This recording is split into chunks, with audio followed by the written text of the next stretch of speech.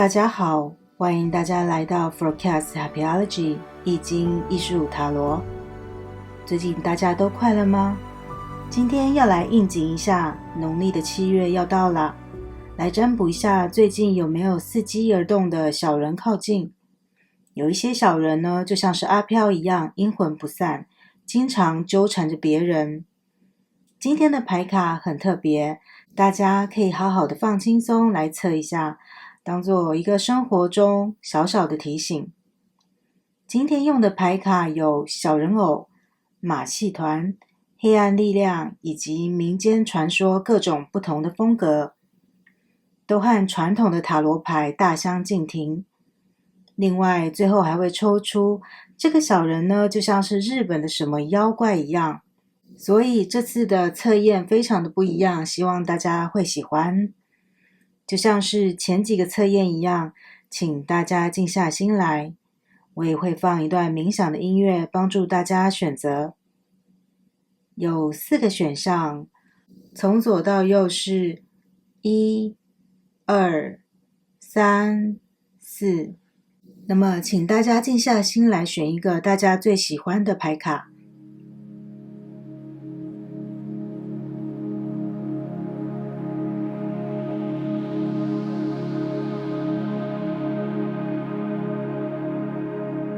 大家都选好了吗？请直接从资讯栏跳到自己的组别。那我们就开始今天的解说吧。影片都放在 YouTube， 请多多支持，感谢大家。选到第一组牌的朋友，大家好。那我们就来看一下，最近身边有没有什么小人呢？首先，这3张塔罗牌是看一下第一组的朋友有怎么样的特质。那首先你抽到的是权杖皇后，再来是命运牌以及恋人牌。哇哦，最近第一组的朋友呢，你很迷人哦。权杖皇后是一个非常有行动力、社交能力很好、沟通能力很强、非常活泼迷人的一个角色。你看他身边围绕的这边是甜食啊、饼干以及小朋友，表示呢大家都很愿意亲近他。他是一个善于调解各种事物，并且有能力做好工作，和大家都处得非常好。再来，你抽到的是命运之轮，最近的运气也是非常的好，而且呢，你会觉得生命中有一些改变开始产生，让你呢对于未来充满了期待。最后一张牌是恋人牌哦。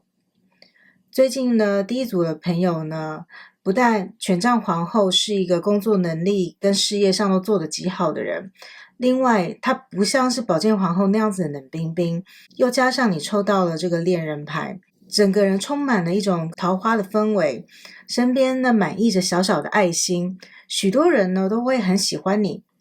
然后身上散发出了很强烈的恋爱的特质哦。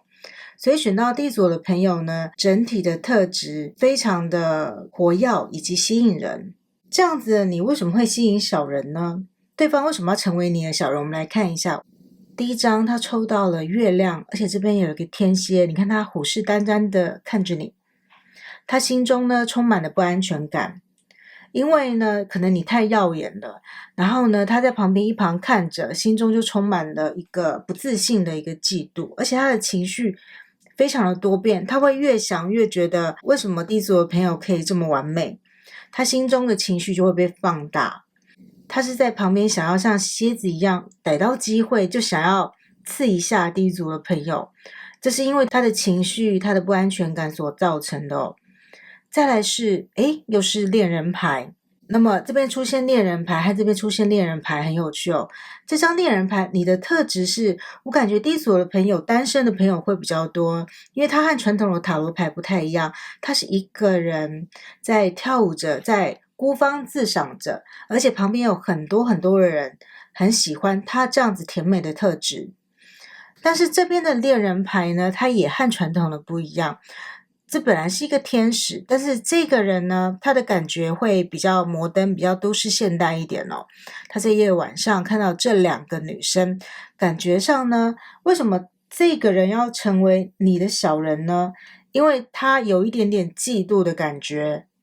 这边很像是你的前任男友或女友，又或者是呢，他是在暗恋你的人，他平常就注视着你，然后他的状况呢，或许也有不同的状况，例如说，他虽然喜欢你，可是他已经有另外一半了，但是他又觉得他没有办法得到你，所以呢，他心中就有各种的小剧场跟怨恨，所以他想要成为你的小人。如果呢，你很好，而他选择了别人，就表示说他原本的眼光很错误，或者是他追不到你，他没有办法靠近你，是一个有一点点由爱生恨的一个动机在里面。再来呢，他抽到了宝剑九，所以他是晚上呢，他想到你这个人，或者是你们之间之前如果有一些相处的关系，他就会越想越气，他精神很差，他甚至会想到夜不成眠。一种心情是他很后悔，他当初的抉择是不是错了？另外一个是他觉得自己被困住了，动弹不得，很想要追求你，可是他又觉得他只能在旁边看着你，所以有各种就是五味杂陈的情绪在里面。但最主要的真的就是不安全感太深了，他自己可能都知道说他这样做不太对，这种情绪不太对，可是他没有办法控制，因为月亮牌以及宝剑九是一个很难自己去控制说很正向，这有点困难。所以呢，看起来对方是喜欢你的人，前任，那如果是你有另外一半的话呢，他也有可能在喜欢你的另外一半，就是感情上的牵扯是有点深的。那这组呢，我看到一个很有趣的迹象是，如果你是女生的话，喜欢你另外一半的人不一定是女生哦，有可能也是男生，是同性的哦，因为从这个牌可以看出这种感觉哦。对方的特质，这三张，我用这三张，然后他有画有动物的塔罗牌卡来看一下对方的特质有哪一些。首先是宝剑四哦，看来这个小人呢，他其实本来的性格当中就有消极的部分，尤其他的健康可能有一点稍微出一点的状况，可能平常很累，在休息的时候，但是总体而言呢，他的特质是比较被动的，比较消极的，而且是一个充满矛盾的人。这个人呢，看起来是有很多的朋友，可是内心却非常的孤独，所以他有事没事就会看看你在干嘛，然后想要刺一下或是阻碍你一下你的发展，因为他看到你这样子蓬勃发展，有一点不是滋味。再来我们来看一下另外一张是钱币一，所以这个人呢，他其实是一个少有资产的人，而且工作也很稳定哦。在经济状况上呢，他是没有什么大问题的人，甚至是有不小的存款。这个人看起来工作上也是蛮脚踏实地的哦，所以你们在这个牵扯方面比较像是感情方面的哦，他会成为你小人的原因。再来是宝剑国王哦，这张牌非常的有趣，你可以看到这边是一把剑，然后呢，它是彩虹颜色的，所以印证了我刚才看这两个牌所感觉到的，有可能是同性的，可能他喜欢的人，比如说，他是一个男生，他喜欢的人是个男生，但这个男生却喜欢女生，有一点点这样子的感觉。另外一个是宝剑国王呢，对上权杖女王，这非常精彩。宝剑国王呢，他是有点权谋的，他有点冷酷，而且过于理性。宝剑国王是一个非常善于玩心理战的人，而且不惜一切代价，他会想要赢哦，比较没有同情。如果他有一点点设身处地为你着想的话，他或许就不会成为你的小人。可是因为他是宝剑国王，他看到权杖皇后这么蓬勃的发展，而且属性是不太一样的。权杖女王是火的属性，宝剑国王是风象的属性，所以他会想一些计策计谋，有点想要掠倒你，刺你一下，让你不要这么光彩夺目，甚至有一点是因为他喜欢你，他对你有点占有欲，尤其是又有两张恋人牌哦，他希望你不要那么出众，不要那么广为人知，可以安安分分的让他喜欢着你，所以他成为你的小人，就有可能是他在工作上故意让你出一点小问题啊，恶搞你一下。宝剑国王他是会做这样子的事情的。那我们来看一下星座，你有可能是什么样的人呢？第一个，你有可能是双鱼座的、牡羊座的、射手座的、狮子座的，以及双子座的朋友。选到第一组的朋友有可能是这样子的星座，不过没有对到也没有关系，因为你有这样子的特质。第一组的人，你现在整个人散发出了粉红小泡泡，周围很多人喜欢你，所以这个小人就是有可能其中之一。再来呢，对方有可能是什么星座呢？双鱼座，然后也有可能是双子座，跟这个一样，双子座以及这边又是双子座，所以双子座能量非常非常的强，尤其这个风象星座是水瓶、天秤跟双子还有可能是金牛、摩羯跟处女座的，然后这个是天秤座的，所以总体而言，风象星座能量很强。然后这个宝剑国王是摩羯跟水瓶座，他工作能力非常的好所以大家可以看一下你身边的那个人是不是工作能力非常的好，这样子。那我们再来看一下呢，第一组的朋友，你的什么特质会让这个人非常的在意，以至于他要成为你的小人？力量牌，第一组的朋友，你最近可能觉醒，你已经改变过来了，你不是正在改变，而是改变已经成为完成式了。你现在呢，已经踏出你的非常坚定的步伐往前走，你充满了力量，力与美的美感，既迷人又带有力量，而且是一个有影响力的力量。所以这个人成为你的小人的原因，就是他很羡慕有这样子的力量，而他不想要这个力量在你的身上，这样子会威胁到他，或者是威胁到他可以掌控你这件事情。你崛起越来越有力量，知道自己要什么，尤其权杖皇后，她是不听人指挥的。你越来越知道要什么这件事情，会让他极度的没有安全感。所以这个一定是感情方面的一个小人他想要借由感情的控制力来达到他对你生活的控制力。那我们再来看一下他除了我们刚才讲的星座，还有什么额外的星座补充？处女座的刚才有提到处女座，以及又是水星。你的身边的这个小人的特质呢，第一个他会讲话，他沟通能力非常的好，他非常善于讲一些很激励人心的话，心智的运用非常的敏锐跟快速，而且他也很会工作，他的工作能力很好，他的职位甚至也有可能蛮高的，尤其是宝剑国王。然后他也很容易显化出他想要的成就，所以你面对的一个人就是跟你一个势均力敌的人，他的讲话沟通能力跟地位都有一定的位阶，是这样子的人。不过你有充满力量，而且你的力量还让他嫉妒跟羡慕，所以第一组的人完全不用太在乎这个小人要干嘛，因为你的力量已经很充足了，可以与之对抗，是一个不用觉得会被他踩在脚底的一个状态。那我们来看一下呢，对方是日本妖怪的哪一种？看到这张牌就笑了出来了，他是贵男，这个贵呢是桂树的桂。那你看他后面呢画着一轮月亮，相传呢在日本很早很早以前，就是从中国传过去的吴刚伐桂的那个桂。吴刚呢在中国的印象并不是什么帅哥，可是呢他传到日本之后呢，吴刚的意象居然变成了一个绝世美男子。在日本经过了不同的传说的转化之后呢，这个贵男长相非常俊俏的男人呢，他住在月亮上面。他相传呢，在日本有个传说，就是如果你注视月亮太久的时间，这个贵男就会出现来召唤你，引诱你的注意，它会让你的宝贵的时间减少。所以呢，以现代化而言，就是他在浪费你的生命。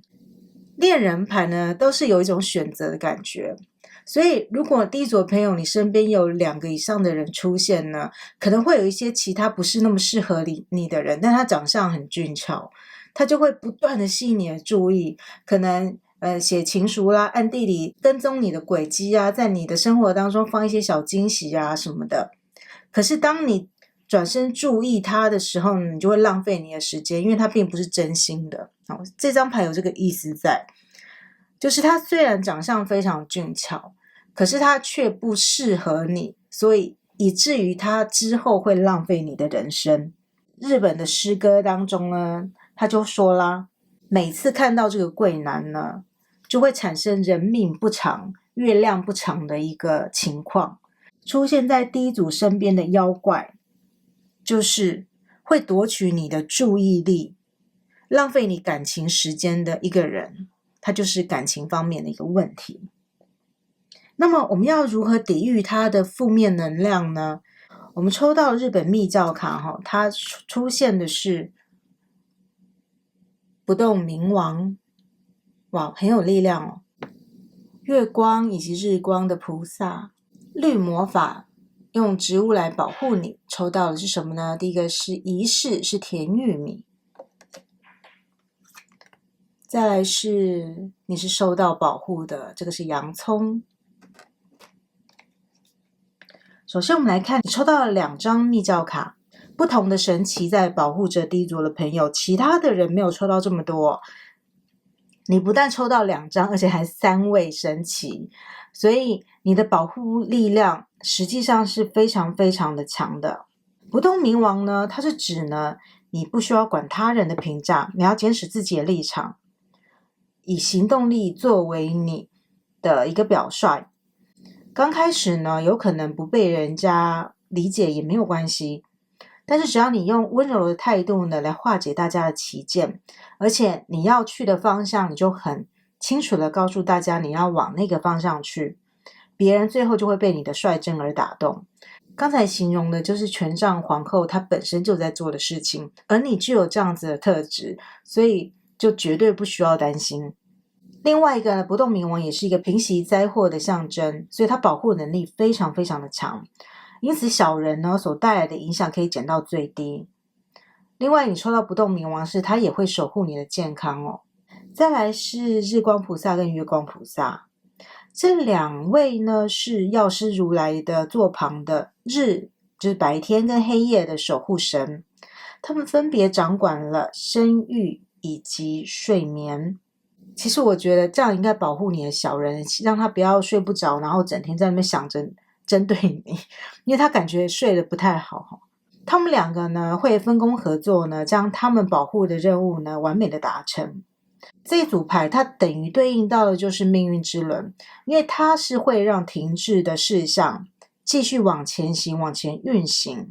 它可以让所有已经觉得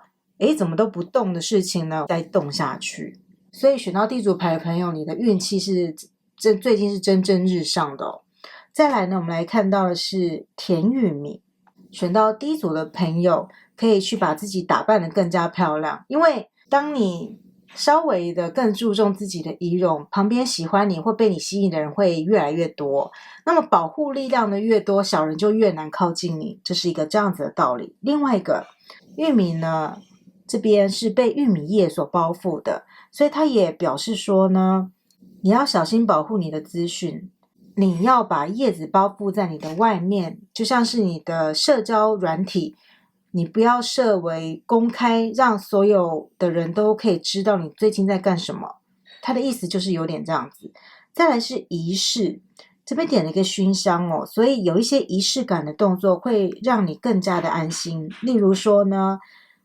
点燃线香啦，熏香精油啦，香氛蜡烛，甚至是好好的做一顿饭，慢慢的品尝晚餐佳肴，它都有一种净化的感觉，可以让你感觉更加的正向。另外点下精油啦，一些熏香的那种味道，会让你包覆住你整个人的能量，所以会让你产生一种保护感哦。再来你就抽到了保护，所以你是真正被保护着的。而且这2种植物都有外层呢，所以你被保护的非常的好，又加上别人都只有一个神奇保护你，然后你却有3个所以 D 组的朋友是非常幸运的。虽然你们两个的力量相当，不过现在外面不管是无形的力量，或者是你自己保护自己的力量都非常的足够。而你只要一直充分的保持你权杖皇后的特质，对方是哪里没有办法的。你只要自己知道要做什么，不会被他的言语所诱惑，不会被他的俊俏的外貌所诱惑的话，不太能够构成为一个会对你有很大伤害的一个小人。那我们再来看易经卡，易经卡你抽到的是鼎卦，鼎卦是火在上，风在下，所以呢火烧的很旺盛。那么鼎呢就是三足而鼎立，之前有看影片人就知道这个鼎卦出现的时候就是有三角恋的一个嫌疑，所以呢你出现了2张恋人牌，又出现了火风鼎的鼎卦，表示这件事情在感情上的几率会比较多，比较少的是可能2个人争取同一个工作不过这个比较少，或者是3个人的友谊，然后其中2个人比较好，另外1个人会嫉妒，我觉得这个比较少，因为你出现太多的恋爱资讯了。火风鼎就表示你的前任想要跟你复合，但是你身边有喜欢你的人，或是你在跟别人发展当中，所以他想要成为你的小人，去破坏你生命当中真正可以进入你生命的一个人。易经卡就已经指明了这件事情。不过你的运势非常的旺，就像鼎下面的火往上烧，主要是也要小心一下，就是如果你已经有稳定的另外一半，如果有别人在喜欢你的另外一半的话你就要小心一下，他会不会做一些什么事情伤害你们之间的感情。所以我刚才说呢，就是金星在狮子座，就是当你越漂亮越美丽越出众，你的另外一半根本视线就不可能离开你的话，那个小人就是会没辙，哪里没辙的。那么火风鼎的运势非常的旺盛，恭喜D组的朋友，你最近的运势非常的好，所以有小人确实你看一下有没有这样子特质的人，但他绝对不会造成什么影响的。那么以上就是今天的解说，祝福D组的朋友运气非常的旺。那么我们下个影片再见咯。选到第2组的朋友大家好，现在我们就来看一下最近大家身边有没有什么小人的存在呢？首先呢，我们来看一下你抽到的塔罗牌卡是代表你最近的一个能量，你散发出来的感觉。你抽到的是权杖3、圣杯10以及太阳牌。那么最近呢，选到第2组的朋友呢，你的能量非常非常的旺盛，运势也非常好。权杖3呢，是一个具有非常强烈行动冒险，正在计划着未来，而且呢，你是有一种居高临下的感觉。在这张牌上，它显示了一个从上往下看，并且能够知道自己想要什么，而且手中资源很多，可能地位位阶也稍微高一点。这是一张事业成功，或者是你也常常有机会可以出远门。再来呢是圣杯10，哇，这张牌非常的好哦。你看所有的人举杯庆祝你的一个存在。这张牌代表了繁荣、喜悦、家庭还有幸福和乐。你的人际关系呢，家庭关系都非常的和谐。这是一张非常圆满美满的牌。再来第3张牌，你抽到的是太阳牌。哇哦，你看这张牌非常的闪耀，然后旁边呢有许多像是鸟或者是始祖鸟一样的，但是你看着这些旁边的人，他们完全没有办法靠近你哦，你的光芒四射，令身边的人呢有点难以招架，非常的绚丽夺目。太阳牌呢代表着你最近的健康也蛮好的，甚至有可能有升职的一个机会。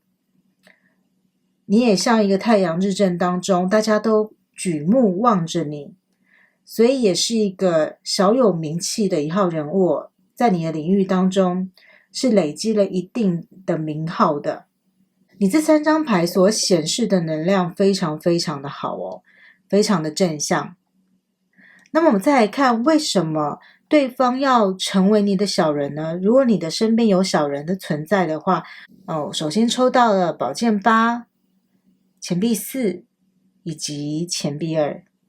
那么看到这3张牌哦，我特别选了一个比较像是黑色调、暗色系，而且牌比较小张，来看一下小人的一个状态，比较符合小人的一个气质。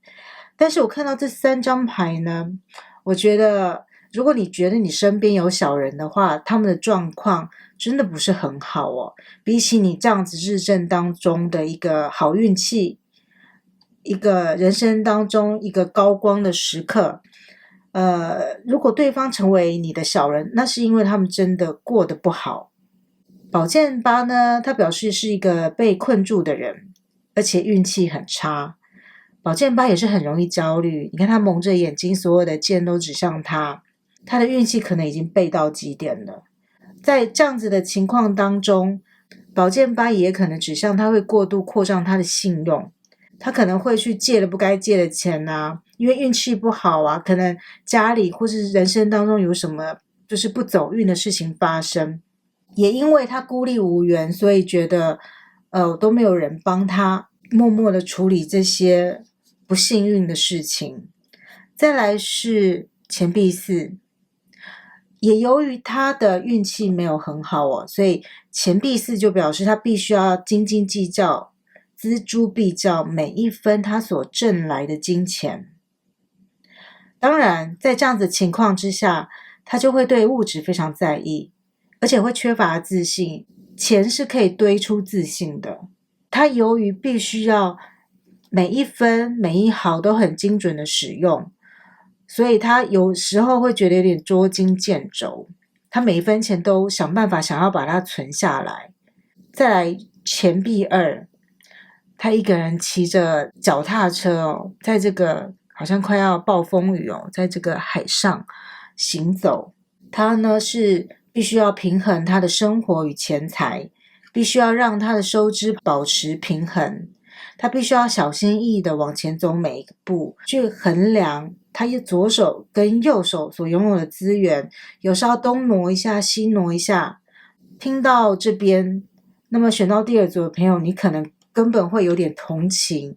所谓的这个小人，他为什么会不喜欢你？他为什么要成为你的小人？因为你的运气太好，他的运气太差，所以他可能会有一些比较心态，连眼红的心态，觉得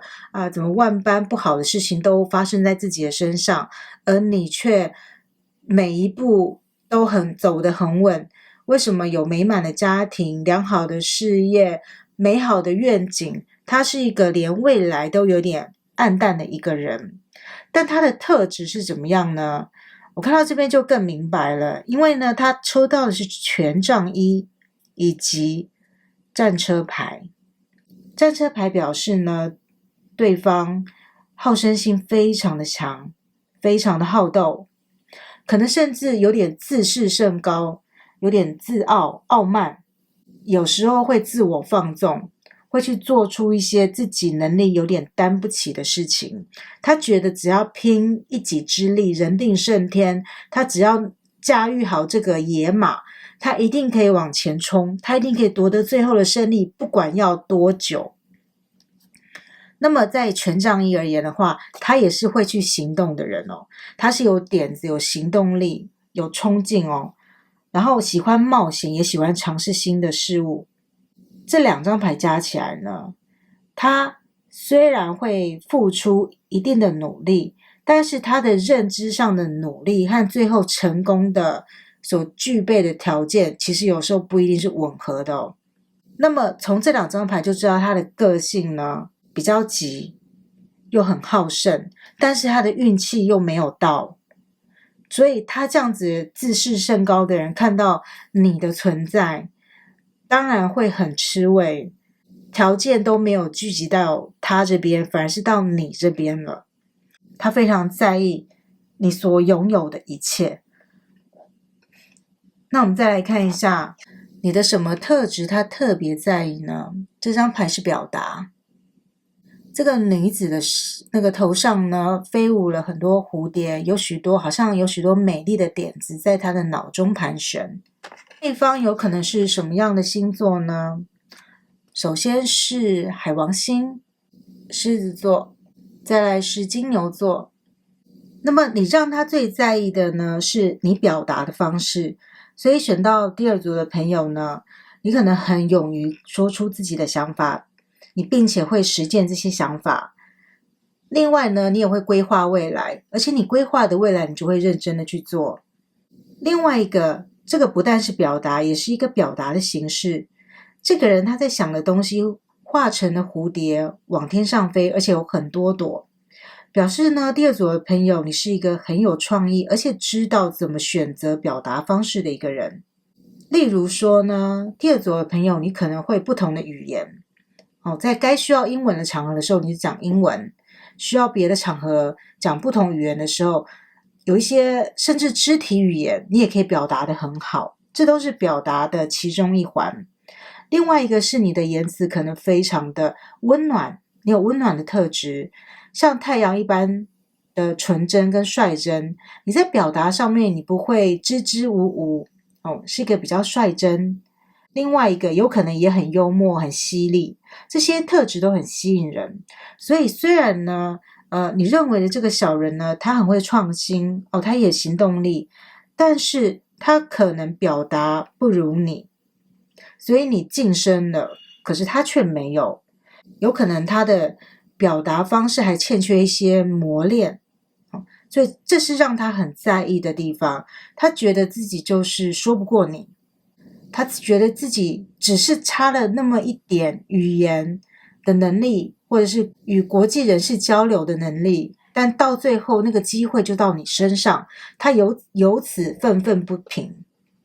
那么呢，他对方是什么星座呢？有可能是金牛座的，有可能是狮子座的，有可能是双鱼座的。那么特质上呢，有可能是一个比较爱做梦，情绪比较多变，比较难控制的人。他可能很容易沉溺在某一种梦幻当中，有可能是白日梦，或者是编织自己未来的梦想，他把它建构得很美丽，可是实践力时机却都还没有到。这两张特质而言呢，我完全可以理解他为什么会非常的羡慕或嫉妒你，所以想要做一些不利于你的事情，因为他有点想把你拖下水。为什么？因为你的状态太好了。金牛座是指他很喜欢艺术还有美感的东西，狮子座呢，他是一个表演欲望很强烈的人他是一个有表演欲望并且爱美跟爱艺术的人，所以他有一些和你同质性的地方存在。太阳就是狮子座的守护星，而他内心当中他有狮子那一块想要让人家奉承他的欲望在，可是他目前可能做不到。另外一个是他很喜欢美跟艺术的东西，喜欢吃美食，可是他现在目前的情况比较捉襟见肘一点，他要珍惜他每一分的金钱，不过你却可以这么做，所以就会让他非常非常的羡慕，当然会有点嫉妒。不过这样总体而言看下来，我相信第二组的朋友已经了解到，这个人与其说是小人，不如说是一个连你这么赤子之心的人都会有一点同情的人。那我们再来看你的妖怪牌卡抽到什么。你抽到这张牌非常非常的特别，你可以看到它上面没有写任何的字，而只有一个面具。这张牌卡呢，是这牌组当中非常特殊的一个存在。这张牌卡是指，如果你觉得你身旁有小人，那是你自己幻想出来的。这张牌卡它是留给拥有这副牌卡的人自己填自己内心的黑暗面。所以看到这边，尤其我刚才看到了权杖三，我就是有点不想点出来，是其实你是从上面看下面的人，所以这些人就算有小人，他根本接近不了你。你的地位你的资源都比他们丰沛太多，他们根本不足以构成为你小人的一个任何要件。所以你内心如果觉得有小人的话，那是有一点点你把自己降格了，因为你的格局其实很大。那么我们来讲一下，那么如果有小人的话，这边看起来是没有。我们来看一下你是什么星座，然后对方是什么星座。你的星座呢是比较像有牡羊座，还有双鱼座，还有狮子座，这边是这几个星座比较多一点。那么对方有可能是什么星座呢？有可能是狮子座、金牛座、双鱼座，所以你们有讲到这边，我有意识到一件事情，这个小人你不觉得和你很像吗？都有就是狮子座，也有双鱼座，所以显而易见的，第一个，你如果有小人是你自己心里的投射，你其实没有。第二个，这个小人如果存在，他其实基本上是和你很像的一个人，但是他没有你的运气，也没有你人生的好运，所以他时机未到，但是可能本质上你们有相似的地方，所以他很羡慕你，他希望有一天可以达到你的高度，那样子比较像是羡慕，把你当做一个未来的范本看待，而不是想要成为你的小人。那么我们再来看他的特质呢，刚才讲这边还有可能是双子座的、摩羯座的，以及又再加上了摩羯座，所以对方是一个对工作表现很在意的人，可他现在还没有办法达到他想要的那个高度。另外巨蟹座，战车牌是巨蟹座，权杖一是火象星座，所以又是牡羊、狮子、射手，所以对方是想对自己有很大的期许的，现在还没有办法达到。那我们来看一下如何抵御自我反射的这个负面能量，或者是那些微不足道的小人所带给你的负面力量，我们有什么办法可以来抵御？我们来看一下你抽到的立教牌卡是如意轮观自在菩萨，他在花丛当中很自在的盘坐在莲花座上面。那么你的绿魔法抽到什么可以保护你呢？第一个是清洁，这张牌是柠檬，再来是金莲花，它是胜利。首先我们看这张密教牌卡，如意轮观自在菩萨，它表示的是说你要更加自在。每一个人呢可能都对你有意见，他们的意见和你对人生的优先顺序一定不会一样。最重要的是呢，你每天可能花一点时间，或每个礼拜花一点时间做一个自省的动作，知道自己有哪里不足的地方就够了，因为你不必去迎合每一个人。这张牌告诉你的是活得更加自在。可能你知道那些人他心里对你是羡慕、嫉妒，有各种情绪，可是你知道你自己并没有做什么对不起他们的事情，而这些是你努力所应得的，所以你坐在莲花座上要更加的自在。这样子的心态可以保护你，并且可以让你停止投射刚才有可能产生的是自我投射的一个负面能量。只要更加自在、自由自在，这件事情呢是一个保护你的能量。我们再来看清洁，清洁呢它代表的是某一段的结束跟另外一个阶段的开始，所以这组的朋友有可能真的是要去国外冒险、远行、升迁等等所以这是个大扫除的时间，因为你要迎向新的阶段了，所以大扫除。所以保护你的能量，第一个是你可以做一些断舍离的一个动作，去除旧有的习惯，这些都可以让你更加的自在轻盈，让你的生活更加有多的空间，容纳更多不同弹性，让你觉得负重没有这么重。再来是胜利，这张牌就没什么好说的，你已经是一个胜利者了，这件事情当中的赢者了，这个是绝对的胜利，还有战胜困难的意思选到这组牌的朋友，你已经戴上皇冠了，所以身边有很多支持你的人。你所要做的就是展现自信，以及更加独立自主，不用再太刻意的去希望每一个人都喜欢你，这是绝对不可能的。你很独特，已经有很多人喜欢你了，达到100%不现实，也不必要的。花很多时间去扭转那些不是讨厌你，而是讨厌命运所带给你的福报的人，那个太困难。那么第二组的朋友，我们再来看你的易经牌卡抽到了什么？你抽到了雷火风，那么易经呢，要告诉第二组的朋友呢，你现在整个人都在丰盛当中，只要去积极奋发的做你想要做的事情就好了。不管是在恋情有圣杯十的加持，有雷火风的一个热情在，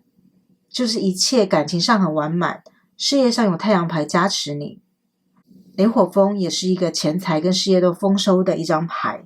所以目前呢，第二组的朋友，你的运势是在一个最棒最棒的阶段，所以你现在想的就是将自己的好运跟一个美满的状态延续下去，着重在这边继续往前行就行了。身边没有小人，不用在意，格局也不大，就算有小人也是微不足道。那么以上就是今天的解说，谢谢你们的聆听，那我们下个影片再见咯。选到第三组的朋友大家好，现在我们就来看一下最近大家生活当中有没有小人的存在呢？首先我们从这3张塔罗牌卡看起，它代表的是最近大家的气质、能量还有状态。那么你抽到的呢是钱币6、圣杯皇后以及钱币2。最近呢选到第3组的朋友，你目前呢是有贵人在帮忙你的你可能在金钱上、家庭上都是有人帮忙你或者是支撑你的，他可能会馈赠你一些物品礼品，或者是在工作当中呢是有上司或者是前辈呢在罩你，可以得到比较多的一些支持以及物质上的支持。那么呢同样的，因为你得到了别人的帮助，所以呢选到这组的朋友呢，同样在别人遇到困难的时候呢，也容易去反馈到这个社会当中，去做一个善的循环。再来是圣杯皇后，所以选到这组牌的朋友，你目前的状态是还不错，因为这里指的是一个直觉力很强的女性呢，对于艺术呢也是非常的敏锐，对于别人的情绪呢也是非常的敏感，是一个很会照顾别人的人，并且具有很强烈的同情心。选到这个朋友 EQ 很高而且你看他是把这个花冠加冕在这个皇后的头上，因此甚至会因为艺术啊、美术、美感方面的东西呢，得到一些荣耀跟荣誉。所以这组的朋友呢，对于爱还有付出这件事情呢，会非常的得心应手。再来看到的是钱币2，钱币2代表选到这组的朋友很会协商，因为你会平衡事情的那个重心，你会去看 A 跟 B 跟 C 这些东西之间它的关联性，什么东西少了什么，你会去补足它。而且最有趣的是呢，传统的钱币2呢是在衡量2个重量相同的东西，不过这张的钱币2比钱币6更像钱币6，似乎你拿着什么东西，这里看起来呢，你似乎是拿到什么东西，捡到什么东西，然后别人呢低头看着你，它更像了某一类型的钱币6。选到这组的朋友呢，在帮忙理解同理别人上面是一个高手照顾别人或得到帮助对你来说都是很自然的一件事情，互相帮忙共同繁荣的意思在。那我们来看一下，如果你身边有小人的话，他们为什么要成为你的小人？首先抽到的是宝剑4以及圣杯3。如果你身边有小人的话呢，他目前是在一个非常消极的状态，已经无力战斗，躺着不动休息的状态。会成为你小人的人，有可能是他工作被终止了，所以可能是被辞退的人，或者是感情终止了，是一个刚跟你分手的人，或者是你的朋友，但是他刚刚离开了一段关系，他可能会想要寻求你的同理。另外一个呢是圣杯3，那么这个小人为什么会成为你的小人？因为呢他很爱社交，或者是他很容易成为别人爱情上的第三者。那么这个人呢，他很可能喜欢参加派对啦，喜欢享乐，所以他会怎么样呢？他有时候会散播一些谣言，或者是讲一些不中听的话。另外有一个很有趣，它不是很大，但是它其实是会影响到你的生活的，就是有可能呢，这个小人是在休息的状态，所以他不断的约你出去喝酒、饮酒作乐、下午茶，他其实很花时间，很占用你的时间。可是他太喜欢聚在一起聊天的感觉，聊一些言不及义，聊一些琐事，他其实对你来说是会有一点影响哦。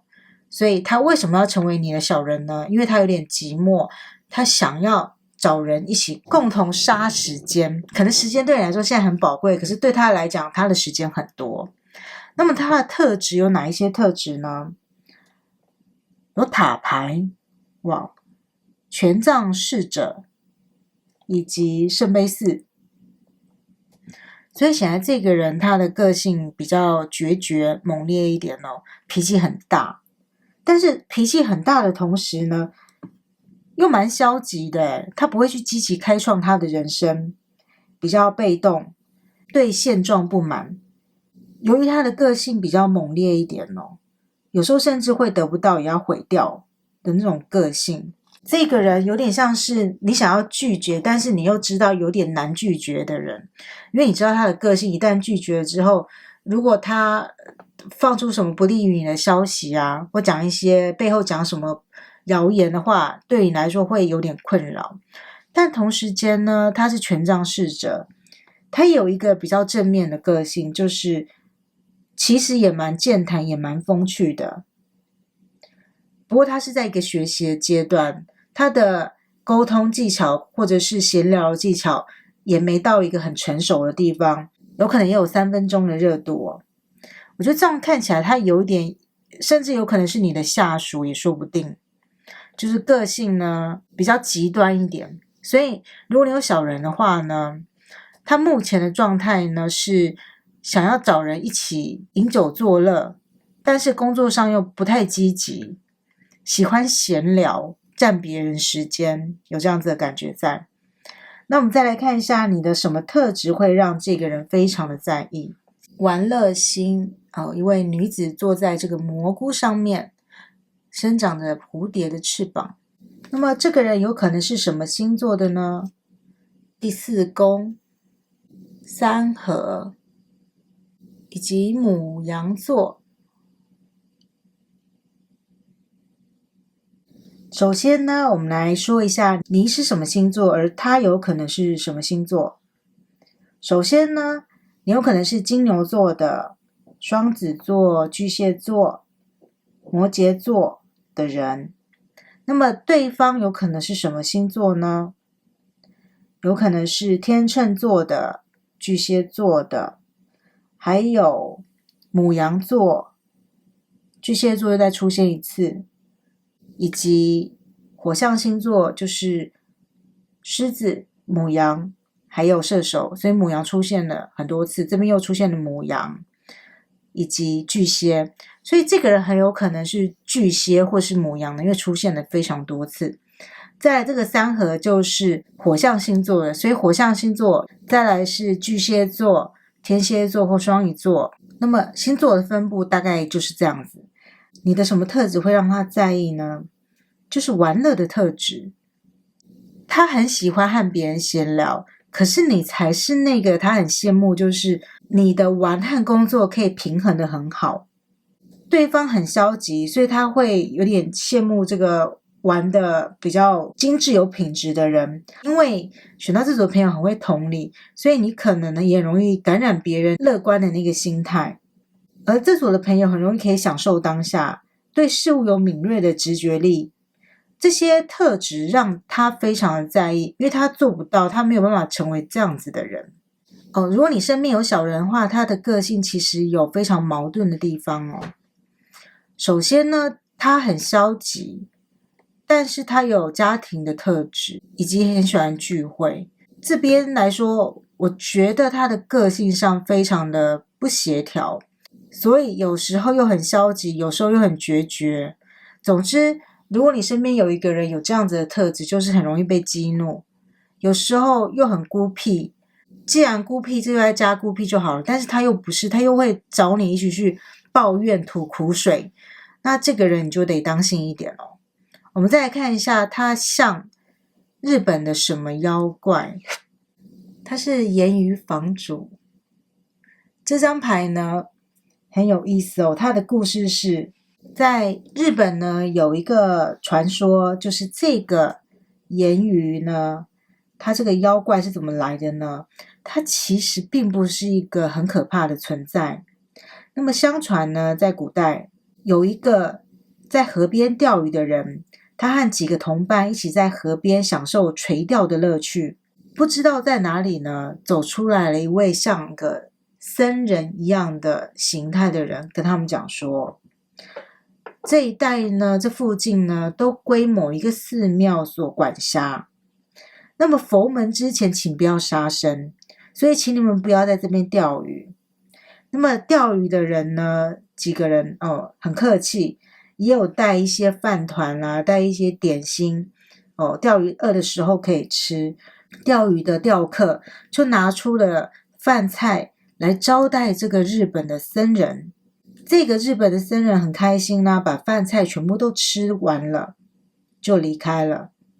在之后呢，这些钓客继续钓，在河中继续钓，他并没有听劝，不觉得说钓鱼有什么错。这些人呢，合力的钓上了一只非常巨大的盐鱼，岩石的盐。他们超开心的，这是一个大收获，高兴的拿回家。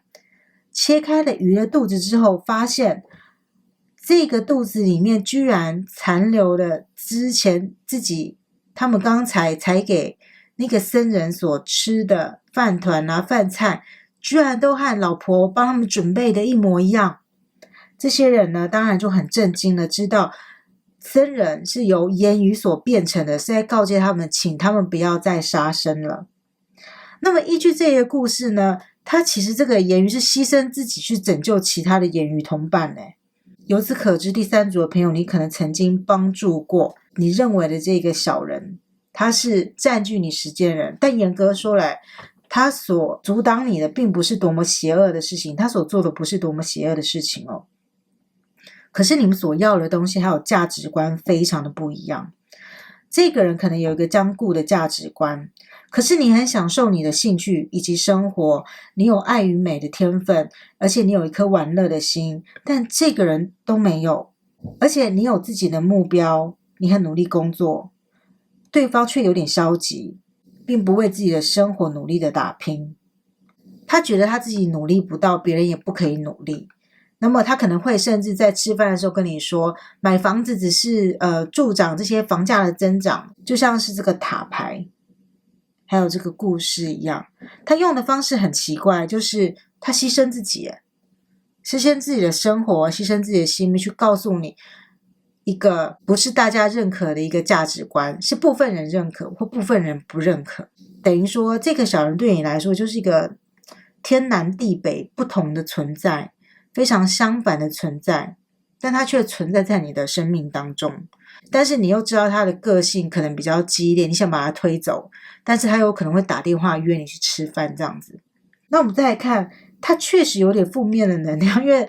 你们两个所相信的事情就并不一样，但是这个人却要告诉你不行，你就要这样子想，这有点麻烦。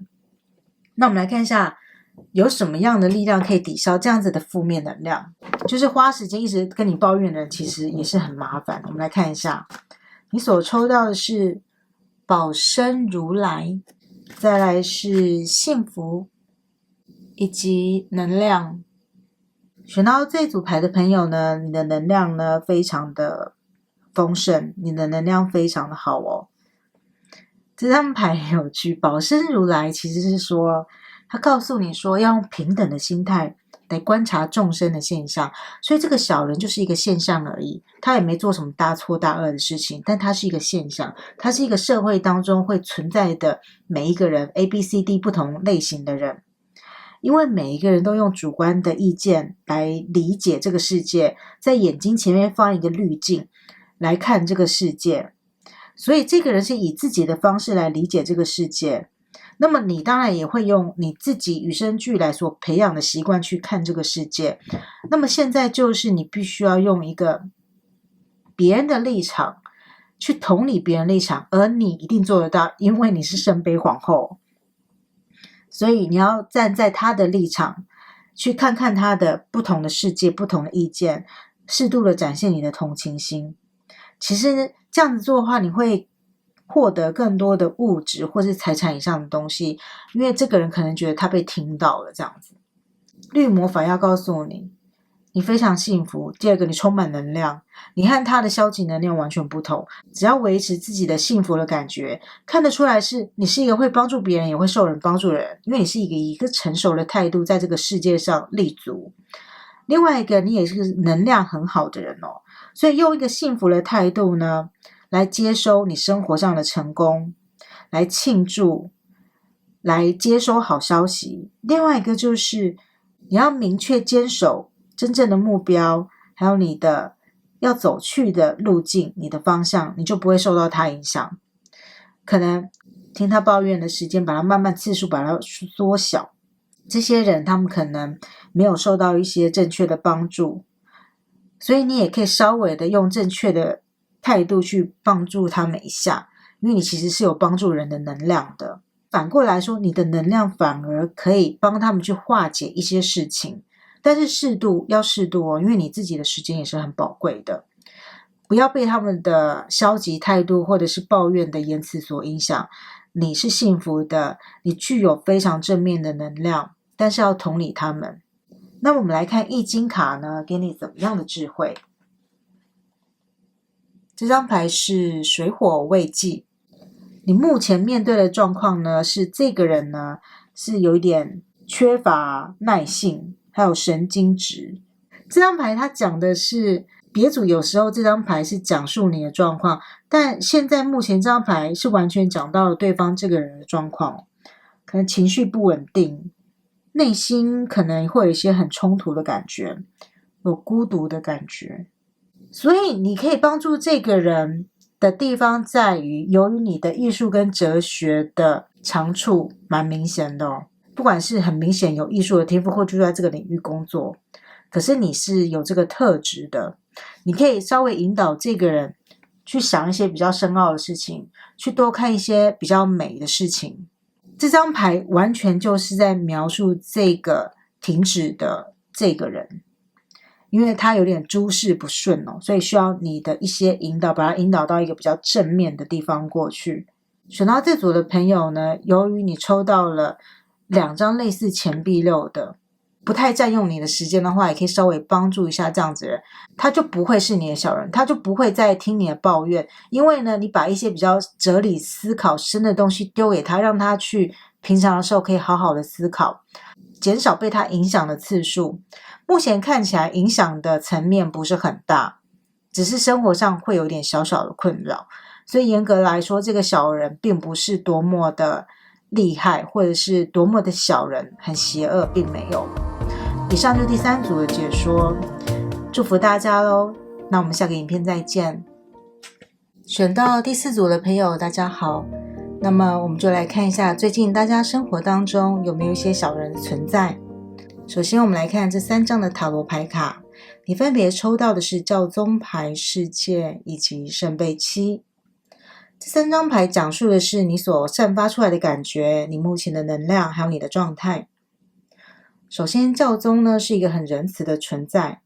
他很符合传统体制，所以你是一个蛮传统的人，可能刚从学校毕业，因为他也可能指的是学校，而且很愿意帮助别人，有一个坚定的信仰哦。对于灵性的方面的东西应该是很喜欢哦，很容易会加入一些社团或者是团体，有一个向心力的东西会让你很喜欢，这是教宗牌。再来是世界牌，世界牌表示你完成了一个阶段哦。这2张牌合起来就是有可能你刚毕业，你完成一个学业的阶段，或者是说你面试到了一个新的公司，或者是要转换跑道，不一定，一个新的阶段完成了。目前的状态非常的完整美满，对世界也充满了热情还有憧憬，在树上跳舞着，想要迎接未来的那个感觉。再来是圣杯7，圣杯七呢是一个有很多很多选择，并且有一些梦想的状态在里面。不过在这么多选择里面，有一些是危险的、不切实际的。由于选择很多，可能会有一些选择困难症。如果不知道自己要什么的话，圣杯七就会拖延一段时间。另外一个，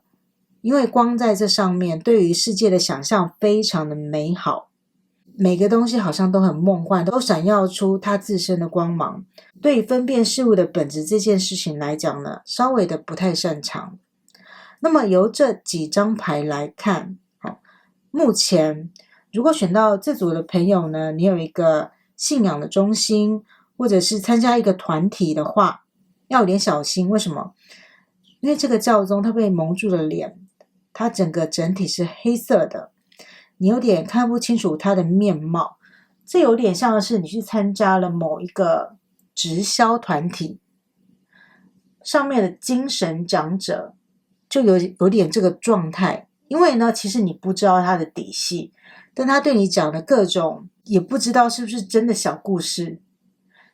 不过选到这组人要有一点小心的原因，是因为你目前看待世界是用一种很美丽的颜色去看，你有可能会稍微美化了你现在所处的一个团体，所以这个是要有点小心，尤其又接上了圣杯七。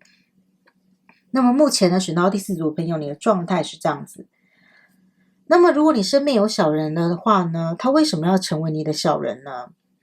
第一个是权杖十，第二个是恶魔牌。我开始渐渐感觉到呢，今天的这不同的组别当中呢，第四组的朋友可能是最需要注意的一组哦。对方为什么要成为你的小人？权杖十是这个人可能身上有什么？有可能有背负债务，房贷、车贷，各种借钱、贷款、卡债，可能他玩乐的花费很高，有时候会打肿脸充胖子，到处请客，所以他身上承受了过多的东西，有点好高骛远，打肿脸充胖子，追求一些自己其实达不到的目标。但是他为了要达到，他加注了很多不必要的责任，金钱责任、事物的责任在自己身上。就是更糟糕的是，他接下来是恶魔牌。恶魔牌呢，他是标准的有物欲的人，他是一个很贪婪的人，对自己拥有的呢，就从来都不满足。更恶劣一点呢，会有一些金钱、毒品或是赌博成瘾的一个迹象。那么恶魔牌呢，他很善于控制别人跟驱使别人哦，他喜欢强迫别人做一些不道德的事情，以满足自己的私欲哦。从这张恶魔牌来看呢，我一定要，虽然这是一个大众占卜，不过选到这组牌的朋友呢，要稍微提醒一下这组的朋友，一定要非常的小心。所有的牌看起来都有点像是，千万不要落入这个诈骗集团的陷阱，被带到柬埔寨还是缅甸这样子的地方哦。因为你对世界有憧憬，然后又带有很多不切实际的这个梦幻的幻想。这个人脸你又看不清楚，他有恶魔的特质，他身上又有很多东西要付钱、要负责哦。这一切的条件听起来都不是太妙，所以选到这组的朋友一定要多加的注意跟观察。那么我们再来看一下对方的特质：宝剑七、权杖七跟权杖八。哇，宝剑七出现了。这个人呢，有什么特质呢？他非常喜欢偷窃别人的功劳、创意、资产以及各种各样的东西哦。你看这个像是狐狸还是老鼠一样，藏了一把剑在里面。他如果像是老师般的人物，他也会留一手不传授给你，这样子的一个人，喜欢耍一点小手段，非常爱占人便宜，是一个真正意义上的小人。所有塔罗牌当中呢，小人的姿态最明显的就是这个宝剑七，再来权杖七。与此同时，这个人又非常固执，他会非常捍卫自己的权益还有自己的价值，他觉得自己应得的他绝对不放手，这是权杖七的特质。再来是权杖八，这个人做事又追求效率，又是一个急惊风，所以他喜欢快速的获利，快速的得到东西，他不喜欢漫长的耕耘跟等待，也很喜欢不停的跟别人沟通，让大家觉得他超级忙碌，好像每天都在打电话传简讯，成功人士各种发名片这样子。所以呢，这个人可能下班还会不断的传简讯给你，就逼迫你做一些他该做但他想要推给你的事情。这个人特质听起来有点可怕大家要小心一点，注意看身边有没有这样子的人。你的特质为什么会让他在意？为什么会让他盯上你呢？我们来看一下，这张牌是志同道合的人，他有可能是什么星座呢？首先是第5宫，再来是第6宫。首先我们来讲一下你有可能是什么星座，而对方有可能是什么星座。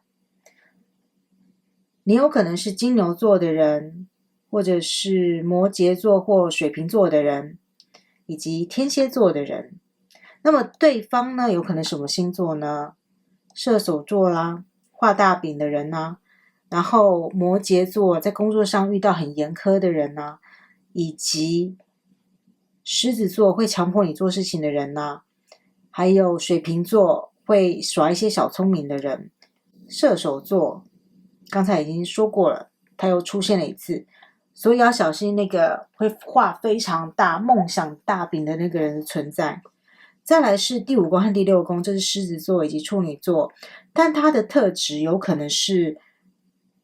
他看起来好像很会玩乐，或甚至是和你有短暂的情缘，就是短暂的关系的恋人。第6宫是工作上的人处女座工作上的人，你有什么特质让他很在意呢？就是你是一个很喜欢寻求志同道合的人。我刚才这边就讲过了，可能选到这组的朋友很喜欢参加团体，喜欢有归属感，喜欢找到一起打拼梦想。与此同时，你就会被那些有点心怀不轨的人看上这样子的特质，知道你在想要找一个群体。选到这组的朋友对于融入一个团体呢，找寻同样价值观的人有一个热忱，可是这个人和你有没有同样的价值观，其实你并不知道，因为目前来讲你分辨的能力还没有培养起来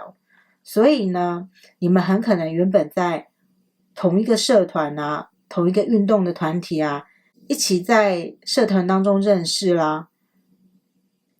甚至是同一个系的，同一个校的，同一个补习班的，同一个同一个宗教场所的，就是某一个群体。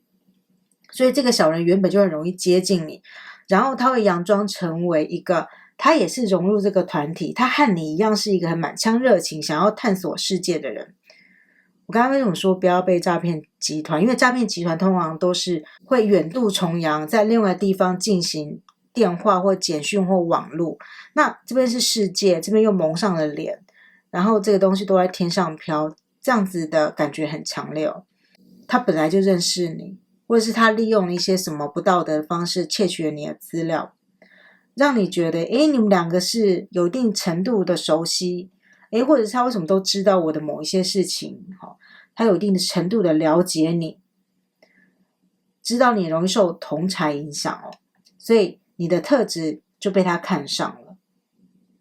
那么我们来看一下，他像日本什么样的妖怪呢？这张牌叫做泪，所以选到这组牌的朋友要小心因为这样子抽过来之后，你抽到一个真正意义上的一个需要防备的一个妖怪。这个故事呢有点长，相传在很久以前，在日本呢，一个叫做右卫门的男子呢，和一个寡妇他结为了夫妻。那么寡妇她其实之前有生了一个小孩，叫做助，帮助的助，他长得非常的其貌不扬所以呢右卫门就很嫌弃。那么这个寡妇呢，她为了要讨好她的丈夫呢，就决定呢将她的儿子呢给杀死。那么不久之后呢，这两个人有了自己的爱的结晶，是一个女婴，她取名就叫做泪。这个日本人取名怎么这么有趣，还叫做泪。但是呢，她虽然是个女婴，但她的长相却和之前的男生长相非常的相似，所以也其貌不扬。在类的父母去世之后呢，有一个男子他觊觎这个其貌不扬的类的家产，就入赘呢做了女婿。但是后来她的丈夫居然呢嫌她太丑，就把她杀死了。这个男子呢拿到了家产之后呢，就和自己喜欢的女生呢就结婚了。不过他生出来的小孩呢却接连的夭折。当时呢就有一位经过的日本高僧就跟这个男子说呢，这个是类的灵魂在作祟哦。这个高僧呢建议这个男子要遁入佛门，忏悔自己的罪孽，以修行来超度这个被他杀死的他的原本的妻子。这是一个听起来非常可怕的日本恐怖故事，所以从这个故事中得到了要点，就是这个小人呢，你要非常小心被这个人缠上，因为他的怨念会比较深。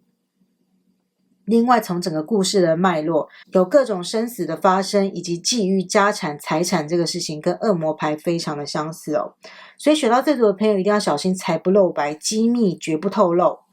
不要让别人，不要让初次见面不熟的人，就算是熟的朋友也小心，不要让别人知道你的财务状况，以免惹来麻烦，这非常重要。那我们再来看一下有什么力量可以保护你哦，这个很重要，看一下如何抵御这个小人的侵犯。日本的神奇你抽到的是持国天，那么绿色魔法你抽到的是占卜哦，我没有在推销自己哦，它是抽出来的。再来是清明，这张牌呢非常有意思，它是持国天，你受到持国天的加持。持国天是一个怎么样的神奇呢？它是一个守护家族领地的一个神奇，所以呢，他会为了维护职场的和谐、家族的繁荣等等努力奋斗。他坚守他守护地的完整，所以呢，对抗小人最佳的武器就是不要看到个人利益，而是要想到全体的利益，你就不会被一时的舌灿莲花所诱惑，你也不会轻易的堕入小人的花言巧语当中。例如他会说什么短时间就可以赚很多钱，或是你要想想看，如果你赚很多钱，那一定有很多人会损失很多钱。那么在这么一个快速当中的事情，那是很难会发生的。持国天他告诉你，就是说要以众人的利益为出发，你把他想的长远一点，就是如果这件事情对众人长远来说是没有帮助的，那么这件事情就不能做，它就可以让你很大程度的远离这个小人的觊觎。尤其是你想要维护你家族的财产，他可能会招手跟你说啊，跟你爸妈借多少钱啊，你看怎么多少钱又不是大数目，你跟他们借一下，他们会借你。可是当你想到你要维护家族的利益的时候，你就不会轻易的答应这个小人。那么另外呢，有什么方式呢？占卜是说你是一个有自由意志的人哦，你不受别人的控制，就算做大众占卜，你也有自己的意志，你知道什么事情你该接收，什么讯息你不该接收，你完全有这个自主意识来判断事情的真伪，所以你要从圣杯七跳脱出来，知道自己要什么，判断事情的真假。另外你要想到说，你是很有灵性的一个人，你要将自身的那个直觉的能量散发出来，让小人知道他没有办法左右你的意志还有决定。甚至我之前有遇过一个案例就是有一个学校的人在诱惑他去做，要到某一个奇怪的地方去做某一件事情。他很犹豫不决，他觉得这件事情会赚钱，但当然身边人一听就觉得这个是诈骗集团的邀约，他的学长什么的可能已经被吸收了。后来我的建议是说，请他去就是找一个可靠的算命先生帮他看一下。结果呢，当然是介绍他有道行的啦，那他一看就知道说你不能去，你绝对不能去。所以他最后怎么推辞的呢？就说算命先生说我不能去，真的很不好意思，但是已经交代了，就是我只能听话，没办法。占卜你可以做一个借口。再来是清明，这组的朋友呢，你正在成长，目前这个机会是让你成长，看清楚事物的本质，需要具备一个清晰的鉴别力，这边画了一个眼睛，能够保护你的就是张大眼睛看清楚，相信自己的判断，你不要被别人拉着走。你只要将自己内心的杂草的种子给除掉，这个红萝卜就会长得又甜美又茂盛，又丰富的营养，才能长得高壮，才能再往前迈进。那么所保护你的能量呢，就是这3个，它的重点提示很清楚。那再来看易经的牌卡有给你怎么样的提示？山天大处。山天大处这张牌就是前面有个高山，但你要必须从脚下开始累积起哦。什么东西都不是一触可及的哦。选到这组的朋友呢，其实呢运势是很不错的，但是它的重点是你要一步一脚印的走上这个高山，从蓄积开始，你要开始不断的追求新知，继续个人的一个成长，甚至去吸收新的技术。你只要修养很好，一步一脚印的话，其实你可以达到你心中所想要的那个世界大同，那个丰盛都是可以的，甚至你以后会成为那个教宗帮助别人都说不定。不过目前呢是不可以好高骛远，要脚踏实地，不是求快，也不是贪婪可以达成的一个目标。虽然呢前方这个看起来要走很远很高，可是你只要慢慢的走，你一定可以走到。山天大处是一个将来会蓄积很大钱财、不动产、金钱的一张牌。只要这组牌的朋友注意不要被一些妖言所诱惑的话，这个小人你只要坚定自己的自信，小人知道没有办法得逞，他就会离去找别人。那么选到这组的朋友呢，一定要睁大眼睛看清楚。以上呢就是今天的解说。选到第4组的朋友，祝福你们，我们下个影片再见咯。